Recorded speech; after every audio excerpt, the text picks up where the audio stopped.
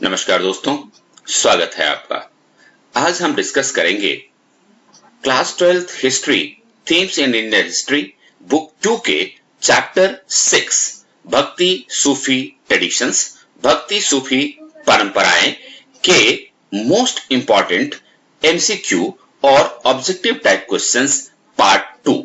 इसमें आपको ना सिर्फ एमसीक्यू मिलेगा बल्कि फिल इन द गैप्स भी मिलेगा, वन लाइनर या वन वर्ड आंसर वाले प्रश्न भी मिलेंगे, ट्रू और फॉल्स भी मिलेंगे। मैं आपको एक बात की गारंटी देता हूं कि यदि आपने पार्ट 1, पार्ट 2 इन दोनों के सभी क्वेश्चंस को अच्छी तरह से पढ़ लिया तो आपके बोर्ड एग्जाम में एमसीक्यू जो इस चैप्टर से पूछे जाएंगे वो इससे बाहर नहीं होंगे। तो चलिए दोस्तों, खेल खेल में सीखने के अपने तरीके को आगे बढ़ाते हैं और इस खेल खेल में सीखने के रूल्स देख लेते हैं। अपना पेन और पेपर रेडी रखिए। यहां से आगे 15 क्वेश्चन आपको मिलेंगे, सबके लिए 1 मार्क निर्धारित है। आपको टाइमर के साथ 5 सेकंड मिलेगा एक सवाल का जवाब देने के लिए और सभी प्रश्नों के सही उत्तर इस वीडियो के लास्ट में दिया हुआ है। आपने जब सारे प्रश्नों के उत्तर दे दिए हैं तो उनके साथ मिला लीजिए और देखिए कि आप कितना कुछ कर पाए। यदि आप आउट ऑफ 15 11 और मोर स्कोर कर पा रहे हैं तो आपकी तैयारी एक्सेलेंट चल रही है। यदि आप 6 से 10 के बीच में स्कोर कर पा रहे हैं तो आपकी तैयारी गुड है। लेकिन यदि आप 5 और लेस स्कोर कर पा रहे हैं तो आपके लिए खतरे की घंटी है, आपको मेहनत करने की आवश्यकता है। इन सभी प्रश्नों को सही उत्तर के साथ याद कर लें और बार बार रिपीट कर लें, आपको परमानेंटली ये याद हो जाएंगे। तो चलिए दोस्तों आगे बढ़ते हैं और देखते हैं आज का पहला सवाल।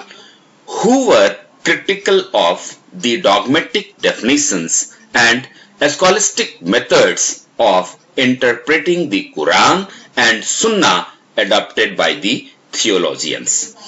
कौन लोग हठधर्मी परिभाषाओं और धर्मशास्त्रियों के कुरान और सुन्ना की व्याख्या करने के तरीके के आलोचक थे? तो वो कौन सा समुदाय था, किस समुदाय के लोग थे, ये आपको बताना है 5 सेकंड में और आपका समय शुरू होता है अब।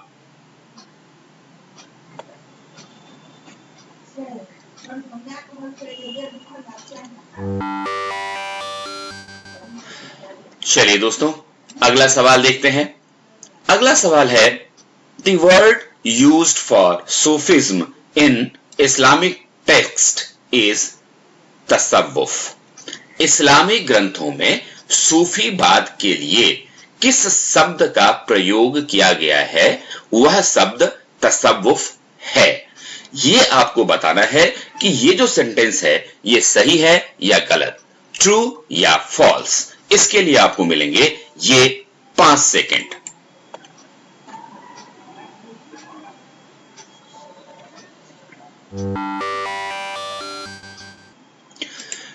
क्वेश्चन नंबर 3 आपके स्क्रीन पर।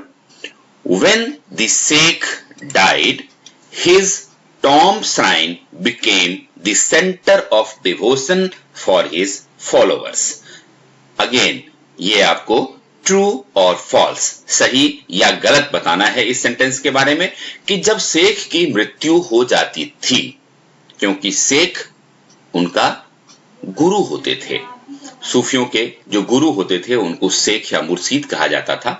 तो उसका मकबरा उनके अनुयायियों की भक्ति का केंद्र बन जाता था। यह सेंटेंस सही है या गलत, ये 5 सेकंड में बताइए।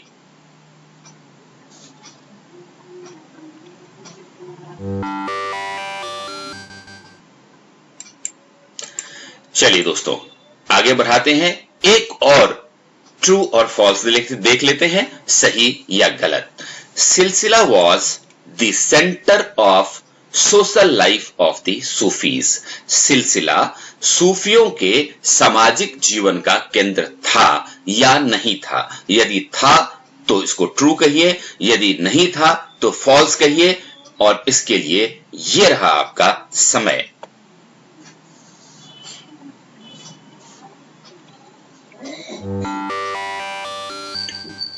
आगे बढ़ते हैं दोस्तों, देखते हैं क्वेश्चन नंबर 5। अब ये सवाल आपको फिल इन द ब्लैंक करना है, यानी कि खाली स्थान को भरना है।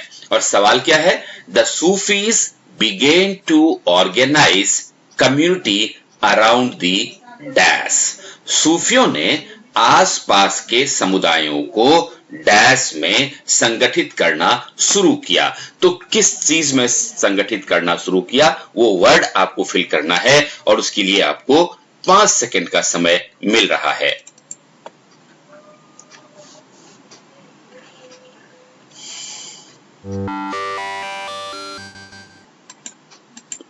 दोस्तों, अगला सवाल भी फिल इन दी ब्लैंक्स है और प्रश्न है सूफी dash began to crystallize in different parts of the Islamic world around the 12th century। 12वीं शताब्दी के आसपास में इस्लामी दुनिया में सूफी डैश का गठन होने लगा। तो 12वीं शताब्दी के आसपास किस चीज का गठन होना शुरू हुआ, ये शब्द आपको यहां भरना है 5 सेकंड में।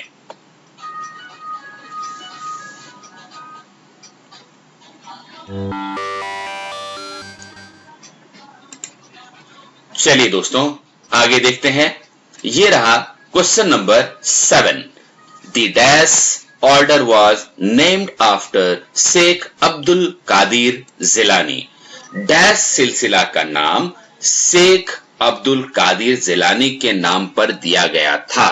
तो ये कौन सा सिलसिला था सूफियों में, ये आपको बताना है। ये रहा आपका समय।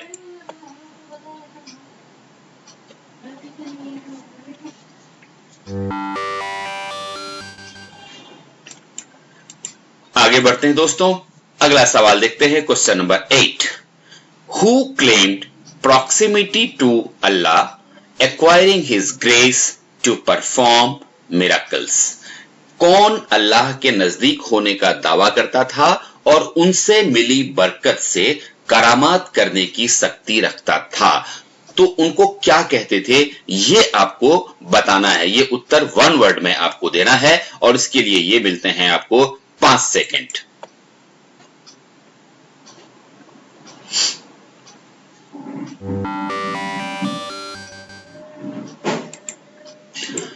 Question number 9।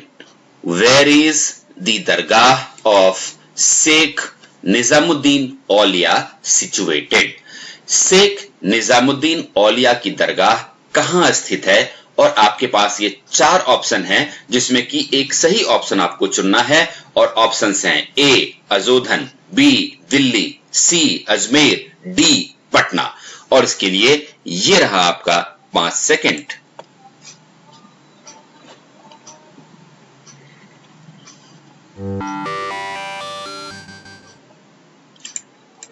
क्वेश्चन नंबर 10 देखते हैं।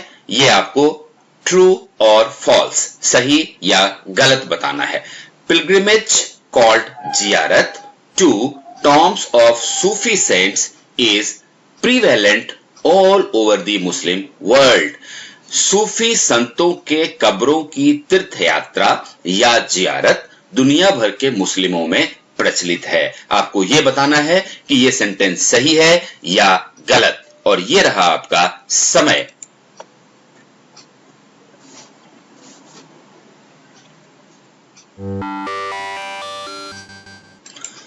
क्वेश्चन नंबर 11 देखते हैं दोस्तों।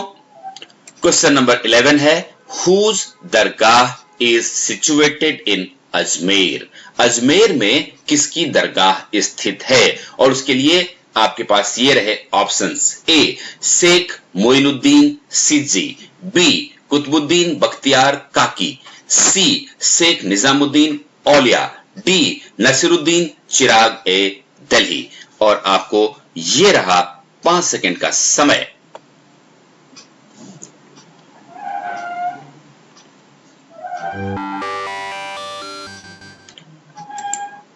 आगे बढ़ते हैं, क्वेश्चन नंबर 12 देखते हैं। Qalandars, Madaris, Malangs, Haidaris etcetera deliberately defied the Sharia, so they were often referred to as dash। यहां आपको fill in the blank करना है। कलंदर, मदारी, मलंग, हैदरी आदि ने जानबूझकर शरीयत की अवहेलना किया, इसलिए उन्हें अक्सर डैश के रूप में संदर्भित किया जाता था। तो उनको क्या कहा जाता था, ये वर्ड आपको पढ़ना है। 2 लेटर को मिलाकर के ये वर्ड बना हुआ है और इसके लिए आपको 5 सेकंड का समय मिलता है। ये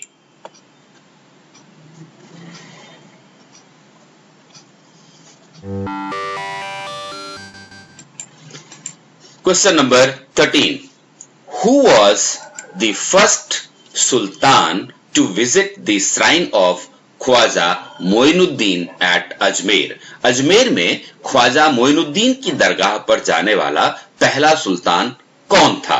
और आपके ऑप्शंस हैं अकबर, गियासुद्दीन खिलजी, मोहम्मद बिन तुगलक या फिर हुमायूं। सही उत्तर चुनिए इस 5 सेकंड में।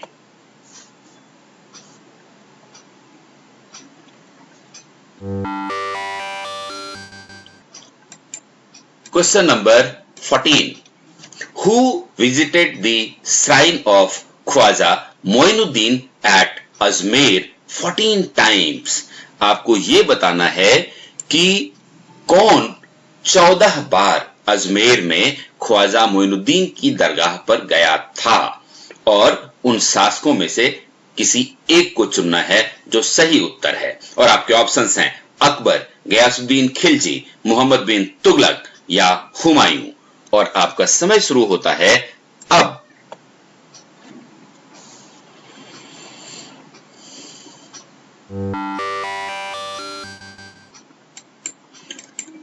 चलिए अब इस खेल के अंतिम पड़ाव पे हैं हम लोग और ये रहा आपके सामने 15वां question. Who wrote the biography of Sheikh Moinuddin Chishti titled Munis al Arwah? Sheikh Moinuddin Chishti की जीवनी जिसका नाम मुनीस अल अरवा था, किसने लिखा? उस लेखक का नाम आपको बताना है और आपके पास ऑप्शंस हैं अबुल फजल, नूरजहां, गुलबदन बेगम और जहां आरा। और आपको जवाब देना है इन 5 सेकंड्स में।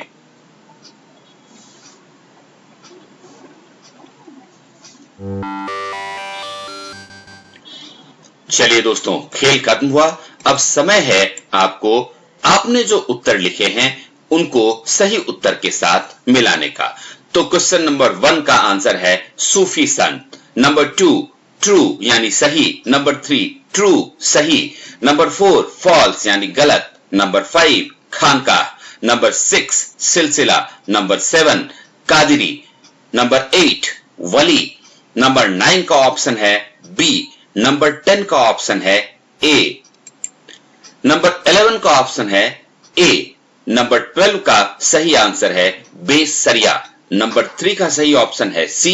नंबर 14 का ए और नंबर 15 का डी। तो दोस्तों, कैसा लगा ये खेल खेल में सीखने का तरीका? हमें आप कमेंट बॉक्स में लिखकर जरूर बताएं और किस तरह का वीडियो आप चाहते हैं कि मैं आपके एजुकेशन से संबंधित बनाऊं, ये भी हमें जरूर बताएं। यदि आपको ये पसंद आया है वीडियो तो प्लीज लाइक बटन जरूर दबा दें। धन्यवाद।